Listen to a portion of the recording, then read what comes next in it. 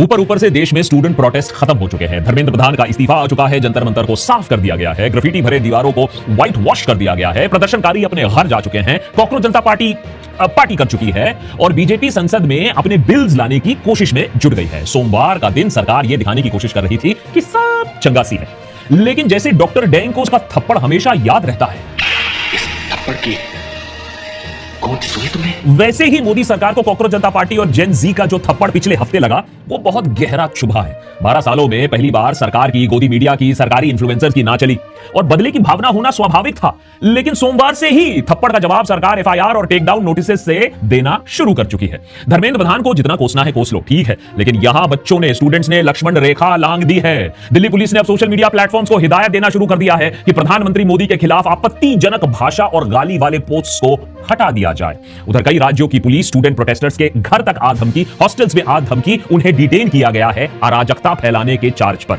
वैसे तो हमारे देश में ये सब आम बात है, लेकिन यहां तो सरकार ने 25 तारीख को, पिछले हफ्ते 25 तारीख को कॉकरोच जनता पार्टी को एश्योरेंस दिया था कि स्टूडेंट्स पर लगे सभी एफआईआर को विड्रॉ कर लिया जाएगा और उनके खिलाफ कोई और नया पुलिस एक्शन नहीं किया जाएगा।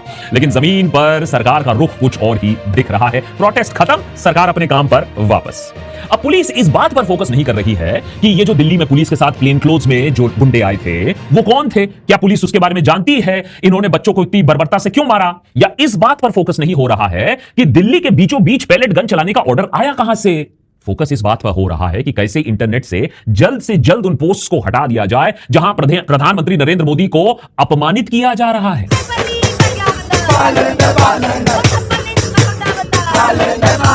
मोदी में हुमोर, तू है तो गली गली में शोर है, मोदी साला चोर है, मोदी साला गली में रो रहा है, मोदी साला।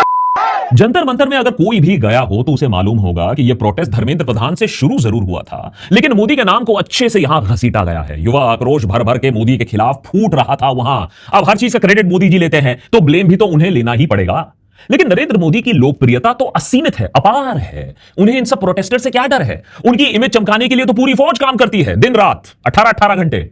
सड़कों से लेकर राशन की बोरियों तक उनकी छवि आपको मिलेगी। इंटरनेशनल अखबार, इंटरनेशनल रैंकिंग्स उन्हें कवर करते हैं। उनके कैंपेन में होने मात्र से इलेक्शन के परिणाम बदल जाते हैं। तो उन्हें जेन जी की गालियों से इतना क्या डरना? और ये कोई पहली बार तो है नहीं कि छप्पनेश्वर को कोई गालियां बक रहा हो। सालों से वो गालियां खाते आए हैं, खुद ही कहते हैं 2 केजी गालियां तो वो रोज खाते हैं। उनके सेहत का राज यही है। मैं डेली 2 किलो, 2.5 किलो, 3 किलो गाली खाता हूं। लेकिन गाली खाने और मजाक बनने में बहुत फर्क है। अब चीफ मिनिस्टर मोदी, फिर प्रधानमंत्री मोदी, उनको लिबरल आउटरेज, अब्यूज, उससे कोई दिक्कत नहीं है, क्योंकि ये जब लिबरल अब्यूज और एंगर आता है तो उनका जो कोर सपोर्ट बेस होता है, उनका समर्थन और भी ज्यादा सख्त हो जाता है। नरेंद्र मोदी के साथ वो प्राउडली स्टैंड करते हैं। लेकिन जेन जी ने मोदी को सिर्फ गाली नहीं बकी है, बल्कि उनका मजाक बनाकर रख दिया है। एक स्टेट्समैन वाली छवि, देश के पौपौ वाली गहराई, जिसे बहुत शिद्दत से आंका गया है, तराशा गया है, उसे तहस नहस करने की कोशिश कर रही है जेन जी। सड़कों पर पोस्टर हो या नारे हो या इंटरनेट पर वायरल हो रहे रील्स हो, हर जगह ऐसी बातें बोली जा रही हैं, ऐसे कटाक्ष मारे जा रहे हैं जिसकी कल्पना बूमर्स और मिलेनियल जनरेशन कतई ही नहीं कर सकती थी। सर लुंडरी क्या वी आर नॉट फ्रेंड्स? किसने बोला हम आपके दोस्त हैं? इस्तीफा तो मैंने दिला दिया, लेकिन आप लोगों को लगता नहीं कि पेट्रोल बहुत महंगा हो गया? मोदी जी ये सब तो ठीक है, मगर आप अपना स्किन केयर तो बताओ। मोदी जी अगली बार रील बनाओगे ना तो ऐसे बनाना, ऐसे बनाओगे ना तो फुल लुक आएगी और आवाज ही बढ़िया निकलेगी। कुछ पूछो मोदी जी, तुम कहाँ हो? आज तुम्हारी लेट नाइट रील नहीं आई। किसी नेता का इस तरीके से मजाक बनाना हमने पहली बार नहीं देखा है। फर्क बस इतना है कि पहले यह मनमोहन सिंह और राहुल गांधी के ऊपर किया गया था, एक कार्यक्रम किया गया था, आईटी सेल द्वारा किया गया था, और ये जो नया काम हो रहा है वो जेन जी फ्री ऑफ कॉस्ट कर रहा है। मोदी को मीम मटेरियल बनाकर छोड़ दिया है। करोड़ों का प्रिंट, गोदी मीडिया, टेलीविजन उन्हें बचा नहीं पा रहा है। अंत में मोदी को खुद इंस्टाग्राम पर आना पड़ा जेन जी के साथ संपर्क साधने के लिए। फ्रेंड्स, एडिटर यार, एपिसोड की शुरुआत में तू ऐसे डराएगा। सवाल यह है कि क्या जेन जी ने मोदी का मीम बना दिया है, एक नया ट्रेंड शुरू कर दिया है? क्या मोदी को लेकर इंटरनेट पर डर खत्म हो जा रहा है, या फिर इस बार भी सरकार इंस्टाग्राम का भी इलाज कर देगी? और क्यों, अगर यह ट्रेंड नहीं रुकता है, अगर जेन जी नहीं रुकता है, तो नरेंद्र मोदी के लिए सबसे बड़ा खतरा यही बन सकता है। दिल्ली, मुंबई और देश के बहुत और शहरों में जिस तरीके की गाली गलौज हुई है नरेंद्र मोदी के खिलाफ, उससे बहुत लोग आहत हुए हैं। डॉक्टर डैंग, मेरा मतलब है अनुपम खेर, तो ब्लैक एंड व्हाइट मोड में आके प्रवचन देने लगे जेन जी को कि आपने मोदी को नहीं, देश के प्रधानमंत्री के पद को, देश की गरिमा को आपने ठेस पहुंचाया है। बेसिकली ट्राइंग टू से India is Modi, Modi is India. अब इंसान अनुपम खेर जैसे भी हो, एक्टर वो बहुत ही बेहतरीन है, वेरी कन्विंसिंग। मुझे भी थोड़े सेकंड के लिए लगा, हाँ यार बॉस ये थोड़ा ज्यादा तो हो गया है तो मोदी जी हमारे देश के प्रधानमंत्री है, देश की जनता ने उन्हें 3 बार चुना तो जरूर है, एटलीस्ट थोड़ी रिस्पेक्ट तो बनती है, ही डिजर्व्स इट। लेकिन फिर मुझे याद आया कि जिस आग में, जिस गाली गलौच में, जिस अपमान में आज नरेंद्र मोदी झुलस रहे हैं, वो आग लगाई भी तो उन्हीं की गई है।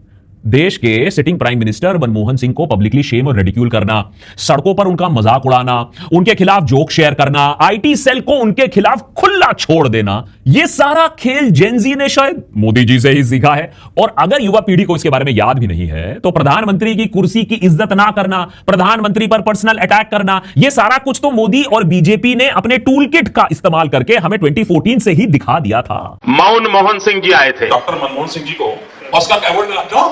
तो बोले प्रधानमंत्री की बेस्ट एक्टिंग के लिए। मनमोहन सिंह जी प्रधानमंत्री थे, लेकिन रिमोट कंट्रोल 10 जनपद में मैडम के पास था। आदमी तो साधु है पर नपुंसक भी है। 2014 से पहले मनमोहन सिंह के रेपुटेशन को तार-तार किया और फिर बीजेपी की आईटी सेल ने 2014 के बाद राहुल गांधी के साथ वही काम किया। बड़े लीडर्स ने उन्हें पप्पू कहकर एक मजाक बना दिया। छुड़वैये नेता ने ट्विटर पर गाली गलौच शुरू कर दी, यहां तक कि गांधी जी और नेहरू तक को बख्शा नहीं गया, उनके रेप्यूटेशन की वाट लगा दी गई। ऐसे लोगों को सालों तक मोदी जी ने खुद ट्विटर पर फॉलो किया और जब मौका मिला तो उन्हें प्राइज भी दिया। एक ट्रोल को तो पिछले साल दिल्ली का चीफ मिनिस्टर भी बना दिया। अब इसी आग की चपेट में मोदी जी खुद आ रहे हैं, लेकिन यहां तो कोई आईटी सेल नहीं है, पैसों का लेन देन नहीं है, एक उत्तेजित जेन ज़ी फ्री में यह काम कर रही है।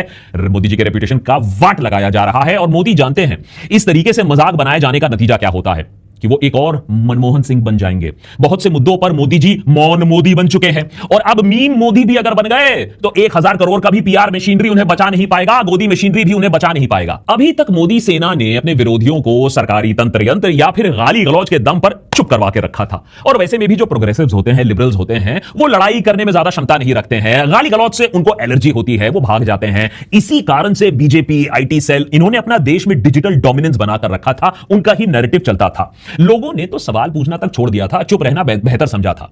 लेकिन जेन ज़ी को बीजेपी और उसके आईटी सेल से ना कोई डर नहीं लगता है, इनके शब्दों में कोई फिल्टर नहीं है, इन्हें मां बहन गाली से ना कोई फर्क पड़ता है। और ये जब ट्रोल करने पर उतर आए तो ये पैजामा फाड़ देते हैं। ये समय रहना जैसे माला माल भी नहीं है, कि तभी लड़ेंगे जब सरकार अलाउ करेगी, माहौल ठीक होगा, it will be a fair fight. You only fight when the fight is fair. When the fight is not fair, you off from there. ये जाकिर खान भी नहीं है कि अपने आप को इतना सेफ रखेंगे कि वॉलंटरीली मुंह पर ताला लगा दो। अगर मैं स्टैंड अप पॉलिटिकल कॉमेडी करूं तो आपको कैसा लगेगा? मजा आएगा। हाँ, तो आपके पर्सनल प्लेजर के लिए मैं अपना करियर तो नहीं खराब करूं। इसी डर को, इसी अपॉर्चुनिज्म को, इसी चुप्पी को जेन ज़ी ने तोड़ा है। And they have nothing to lose. नौकरी मिल तो रही नहीं है, समय ढेर सारा हाथ में है, नंगा सच सबको दिख रहा है, नतीजा हमें सड़कों पर दिखा, इंस्टाग्राम पर दिखा, और ये हम सिर्फ आपको क्लिप्स दिखा रहे हैं। सच्चाई दिखाएंगे तो हमारा ही चैनल ब्लॉक हो जाएगा। चोर कहाँ मिलेंगे? बीजेपी के दफ्तर में। बलात्कारी कहाँ मिलेंगे? बीजेपी के दफ्तर में। चोर है, मोदी साला चोर है। तू बदनाम रहेगा, मोदी तू बदनाम रहेगा। इस बात में कोई शक नहीं है कि ट्विटर और यूट्यूब के चैनल्स को कंट्रोल करने के बाद इंस्टाग्राम पर जबरदस्त प्रेशर बनाया जाएगा। लेकिन जब जेन ज़ी प्रोटेस्ट में ही मजा ढूंढने लगे तो डराने धमकाने से काम नहीं बनने वाला है। ऑब्वियसली उनके अंदर सरकार के खिलाफ, लैक ऑफ अकाउंटेबिलिटी के खिलाफ, पुलिस ब्रुटैलिटी के खिलाफ काफी ज्यादा गुस्सा ठुसा पड़ा है। लेकिन जितने भी अभद्र नारे आप जंतर मंतर में देखोगे, आप देखोगे कि इन नारों में भी एक पैटर्न है। गुस्सा है लेकिन मजे से लीडर्स की वाट लगाई जा रही है।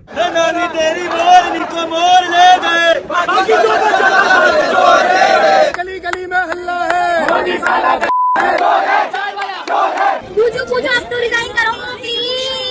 लगाए तेरे नाम वाली सज्जना। यही सबको देखकर हमारे संघी भाई और भक्त बैनर्जी बहुत आहत हुए हैं। वो कह रहे हैं ये कैसा अभद्र प्रोटेस्ट है। चलो भाई, यहां भी शाखा की किताब खोलते हैं कि प्रोटेस्ट कैसे किया जा सकता है। सफेद कुर्ता पहनेंगे, बगल में झोला होगा, भूखा इंसान होगा। लेकिन जेन ज़ी ने यह भी दिखा दिया है कि protest can be a party. और जब जनता एक खतरनाक प्रोटेस्ट को एज अ पार्टी ट्रीट करने लगे, मस्तीबाजी करने लगे, तो किसी सरकार के लिए खतरे की घंटी बजनी चाहिए, जो कि बज रही है और बीजेपी इसे समझ रही है। अगर यह गाली गलौज सिर्फ धर्मेंद्र प्रधान तक सीमित रहती, अगर यह मजाक बनाना सिर्फ जंतर मंतर तक होता मोदी का, तब भी सरकार मैटर को चुपचाप हैंडल कर लेती। लेकिन अब तांडव इसलिए हो रहा है क्योंकि पलक झपकते ही देश के हर कोने से इंटरनेट पर मोदी जी के मीम्स बढ़ रहे हैं, वायरल हो रहे हैं। और जब नैरेटिव कंट्रोल टूटता है, डर जब टूटता है, तो ऐसा ही होता है। कोई मोदी से उनका स्किन केयर रूटीन पूछ रहा है, कोई उन्हें कैमरा कैसे पकड़ते हैं ये सिखा रहा है, कोई इनके वीडियो पर फनी ऑडियो लगाकर मजे ले रहा है। थोड़ा समय खराब चल रहा हो भाई, दिमाग काम ना कर रहा हो। बस यहीं से मोदी जी की स्ट्रॉन्ग लीडर वाली छवि जो इतने सालों से बनाई गई थी उसका डाउनफॉल शुरू हो जाता है, क्योंकि अब लोगों के लिए नरेंद्र मोदी जी वापस मोदी या पीएम मोदी बन चुके हैं या नरेंद्र मोदी बन चुके हैं। बीते 12-15 सालों में जितना पैसा उनकी ओरा मैन्युफैक्चरिंग में किया गया था, सारा का सारा एक प्रोटेस्ट में मिट्टी में मिलना शुरू हो चुका है। अब देखो, बूमर्स और मिलेनियल्स, उनमें डिसिप्लिन, ओबीडियंस कूट कर डाला गया था, लेकिन ये ठहरे जेनजी इंसान आए, हुक्म दिया तो भैया नहीं मानेंगे, चुप रहने को बोला तो और आवाज करेंगे, नन ऑफ योर बिजनेस बोला तो और सवाल पूछेंगे, और बड़ों का आदर तभी होगा जब वो आदर के लायक बनेंगे। I like this new generation. आए और डर इन्हें खास लगता नहीं है, यहां तक कि जब 20 जुलाई को आपने देखा होगा, जब मोदी पुलिस ने प्रोटेस्टर्स को इतनी बुरी तरीके से उन पर लाठियां बरसाई, पैलेट गन्स चलाए, तो सरकार ने सोचा होगा बच्चे डर के घर चले जाएंगे, लेकिन जेन जी ने इसे भी सीरियसली लेने से मना कर दिया। सारे के सारे लोग पुलिस के डंडे खाने के बाद एम्बैरेस नहीं होते हैं, दिल्ली के बीचों बीच वापस बारिश के बावजूद खड़े रहकर कूल बोलकर प्रोटेस्ट बोलकर वापस आ जाते हैं जंतर मंतर के अंदर।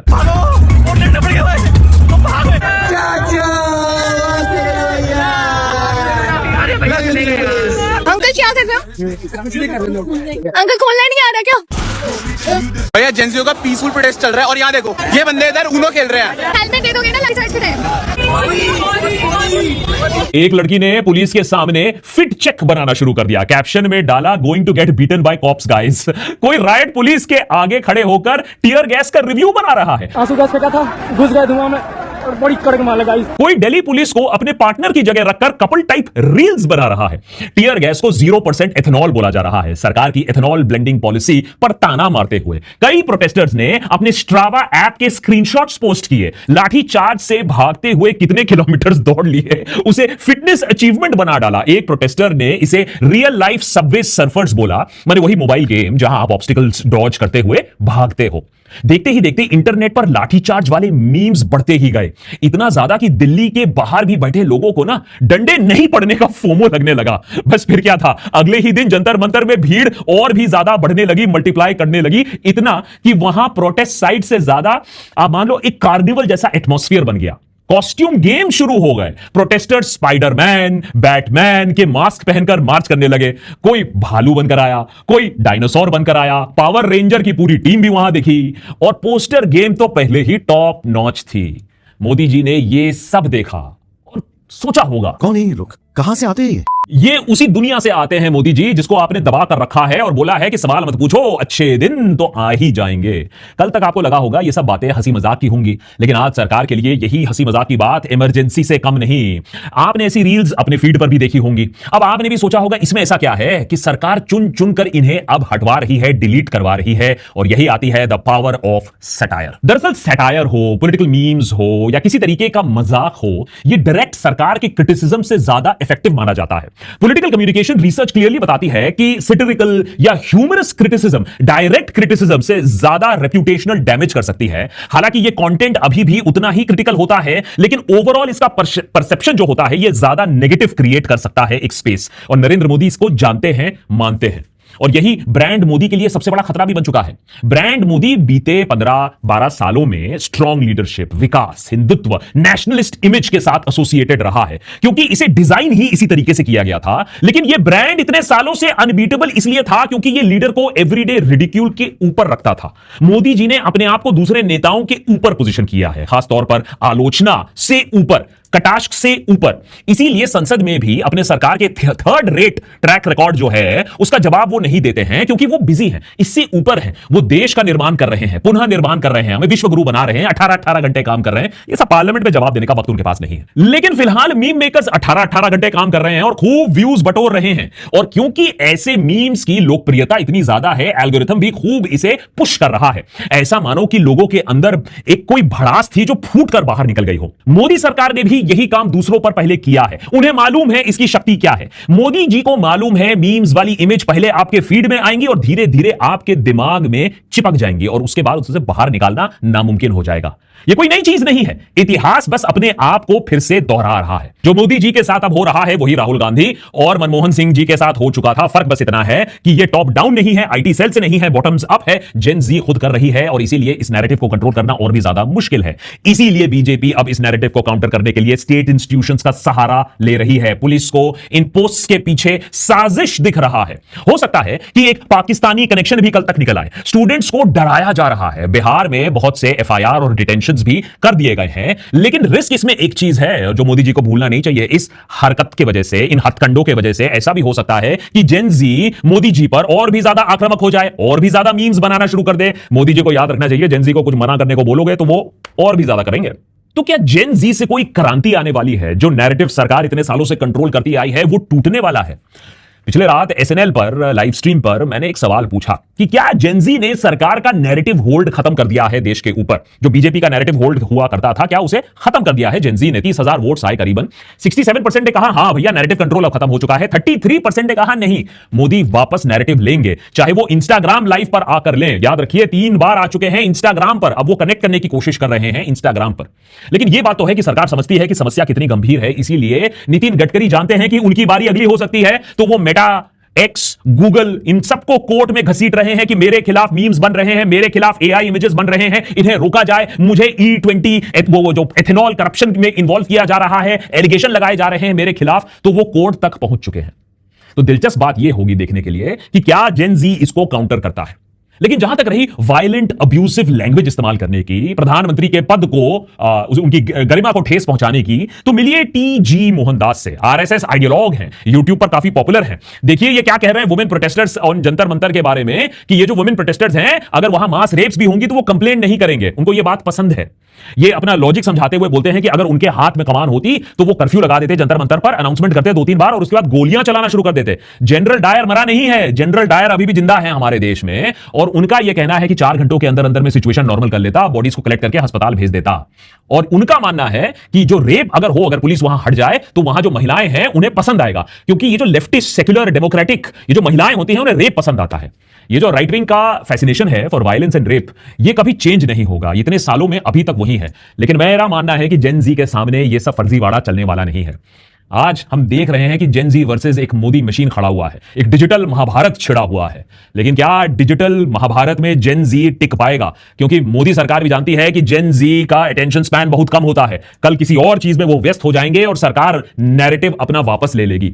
इस सीन में क्या ऑपोजिशन फिर घुस पाएगी? राहुल गांधी काफी एग्रेसिव तौर पर अमित शाह को भी घेरे में ले रहे हैं, इस बात को जाने नहीं दे रहे हैं कि दिल्ली के बीचों बीच फायरिंग हुई है पैलेट गन्स की। तो ऐसा ही एक एग्रेसिव असर्टिव एक सिटीजनरी हमें चाहिए, एग्रेसिव असर्टिव डिसिप्लिन्ड ऑपोजिशन भी हमें चाहिए, तभी जाकर सरकार अपना काम करेगी, सरकार पीछे हटेगी। नहीं तो अभी तक ऐसा ही हो गया था कि सरकार की मनमानी थी कि हम जो भी कर लें कुछ नहीं होने वाला है। जेन जी ने हमें जगाया जरूर है, लेकिन अगर इस लड़ाई को, डेमोक्रेसी को, फ्रीडम ऑफ एक्सप्रेशन को आगे ले जाना होगा तो सबको साथ में आकर काम करना होगा।